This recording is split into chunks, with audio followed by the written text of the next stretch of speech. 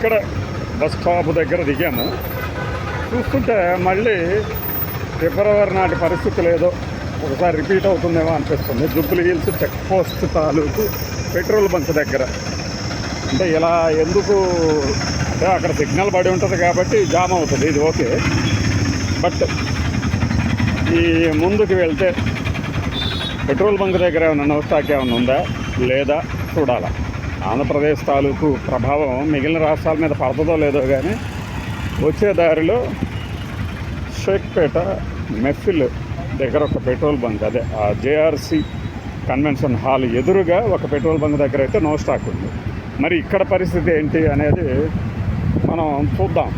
ఇది ఎంత లైవ్లోనే, మనమే ముందు ప్లాన్ చేసుకుని వచ్చింది కాదు. బస్ సెట్ అక్కడ ఆగిపోవడంతో ఇదిగో ఎలా వాహనాలు ఆగిపోవడంతో తలెత్తినటువంటి ప్రభావం ఇది. పెట్టారు, క్యూ పెట్టారు, అదిగా క్యూ పెట్టారు నాయన పెట్టారు. ఇక నడిచేవాడు ఎట్టు నడుచుకుంటే వెళ్ళాలో ఇలా పోవాలని చెప్తున్నారు. అర్థం కావట్లేదు, ఒక హామీ కొట్టుకుంటారు. అది మళ్ళీ వచ్చేసిందండి బాబు. పెట్రోల్ బంక్ నో స్టాక్ పోటీ రాకుండా ఇలా క్యూలో నిలబెట్టి పాపం పంపిస్తూ ఉన్నారనమాట. క్యూలో ఎవరికి ఎంత కావాలో కొంతమంది తెలియక అటువైపు టర్న్ అయ్యి, అంటే పెట్రోల్ బంక్ క్యూ ఇది అని అర్థం కాక కొంతమంది ఈ లైన్లోకి దొరబడ్డారు. వాస్తవంగా అలా వెళ్ళిపోవాల్సింది. చూశారు కదా, మళ్ళీ అమలు చేస్తున్నారండి అయ్యా. మరి రేషను ఇది అది మొత్తానికి అంటుకున్నట్టుంది ఇక్కడ కూడా. ఇది మరి ఏమిటనేది చూడాలి. మనం ఇలా వెళ్ళిపోవడం అది వాస్తవ దృశ్యం. ఇది వాస్తవ దృశ్యం. ఇది వాస్తవ దృశ్యం. ఇది వాస్తవ దృశ్యం. నో స్టాక్ కాదు కానీ మళ్ళీ అలాంటి ఒక సిచ్యుయేషన్ తలెత్తకుండా మనవాళ్ళు కూడా వచ్చేసారు, చూసారా, కెమెరాలు పెట్టేసేసుకున్న వాళ్ళు కూడా అందరూ వస్తారు. ఎందుకు అంటే సిచ్యువేషన్ అలాంటిది.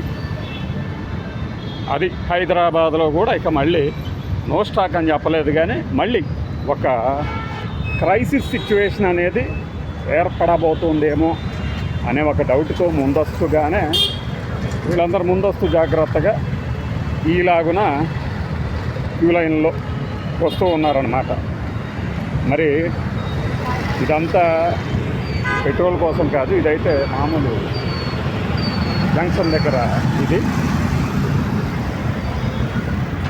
మనకు సంబంధించి. ఇప్పుడు ఇక్కడ రేటు పెంచుతారా లేకపోతే సప్లై లేదా, ఇది కాదు ఇష్యూ. రేటు పెంచుతారా, సప్లై కొరత ఉందా, ఇవి కాదు. ముందు కొంత తొందర, కొంత నిజంగానే ఇదిగో ఆయిల్ బంకులన్నీ ఈలాగున మూసేసినప్పుడు ఏం చేస్తారు, ఉన్న షాపుల మీద పడతారు, ఉన్న పెట్రోల్ బంకుల మీద పడతారు. పడ్డప్పుడు ఏంటంటే అనివార్యంగానే రద్దీ ఏర్పడుద్ది. ఇక్కడ కొద్దిగా తొందరగా మేల్కొన్నట్టున్నాయి కాబట్టి సివిల్ సర్వీసెస్ శాఖ వెంటనే ఆ క్యూ లైన్లు ఏర్పాటు చేశారు. కాబట్టి ఏంటంటే తెలియకుండానే క్యూ లైన్లు వస్తాయి. నో స్టాక్ ఉన్నా లేకపోయినా అది చూసేసి అయ్యో అమ్మో పెట్రోల్ దొరకట్లేదేమో అని ఒక ఆత్రత ఉంటుంది. బట్ ఏదైనా వాస్తవ పరిస్థితి మళ్ళీ మనం ఫిబ్రవరిలో యుద్ధం ప్రారంభమైనప్పుడు ఎలాగైతే కాస్త స్కేర్సిటీ గురించి చర్చ జరిగిందో ఇప్పుడు మళ్ళీ అది తలెత్తినట్టు కనపడుతుంది నాకైతే.